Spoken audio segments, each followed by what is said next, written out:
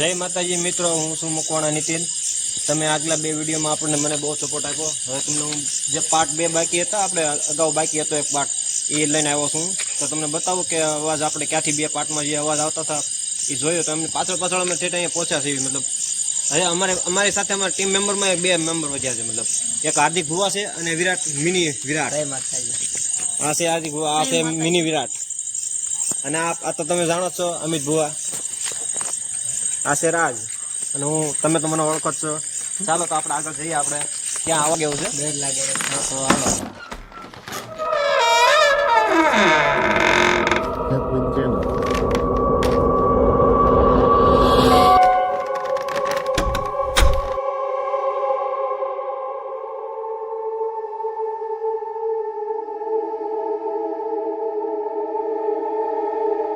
હું હાર્દિક, અમે અહીંયા શમશાન આવ્યા, તમને જાણવા મળ્યું 2-3 મિત્રો અમારા છે, એ એમ કહેતા હતા 2-5 મહિના પહેલા અમને ઝાંઝરીનો અવાજ આવ્યો, તો આપણે એની પાસે જાણીએ એ કેવો અવાજ આવ્યો હતો ને ક્યારે આવ્યો હતો। હાલો, આ આપણા દોસ્તર મળ્યા છે, એ કે આપણે એનું સાંભળ્યું ને પછી આપણા આશીષભાઈને જઈ।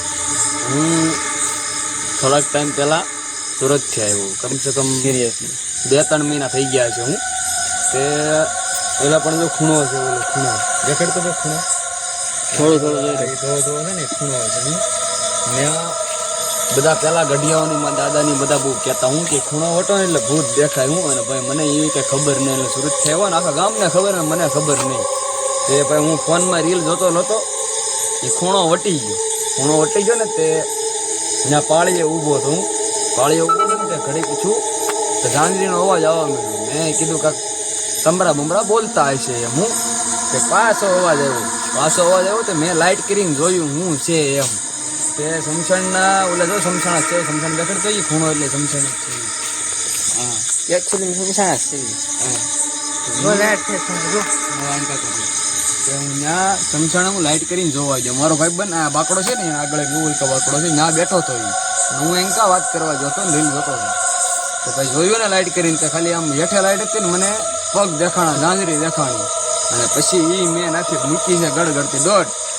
રાતે આવવાનું બંધ। આ તો અહીંયા ભાઈબંધ દોસ્તરો બધા બેઠા છે ને તો ઘડીક બેઠો છું હું, બાકી અત્યારે રાતે બાતે અવાય ને આવો તો એ ખૂણો નહીં વટવાનો। એટલે આ છે હોનપરી ગામ, સમજાણું? Thank you. એકચ્યુઅલી આ ભાઈ તમને કીધું એમ, આ ભાઈ ઉપર વીતી ગઈ છે, એટલે એનું કહેવાનું એમ છે શમશાના વાંધો નહીં, પણ ઓલો ખૂણો નહીં વટવાનો। ખૂણો વટશો તો તમને અવાજ ને એવું ઝાંઝરીનો અવાજ આવશે, અને આ પક્કાને પણ એવું થયેલું છે। તો આપણે 2-5 વર્ષમાં જે આપણે જોયો અવાજ આવતો હતો, પણ એ એવું ક્યારેક એવું સોઘડિયા ફેર થાય, એવું ઘડિયા કે એટલે ક્યારેક એવો અવાજ આવતો હોય। બાકી એવું કાંઈ ઝાઝા ભાગે હોય નહીં, પણ આમ ધ્યાન રાખવા, સોઘડિયા બદલે ને મતલબ એવું થાય તો એવું કદાચ થાય। માનવામાં આવે છે કે ચોકડિયા ફેર થાય તો આશીષભાઈ કીધું એમ ખૂણો વટવાનો અનુભવ થયો એ ભાઈને, એટલે આપણને જાણવા મળ્યું।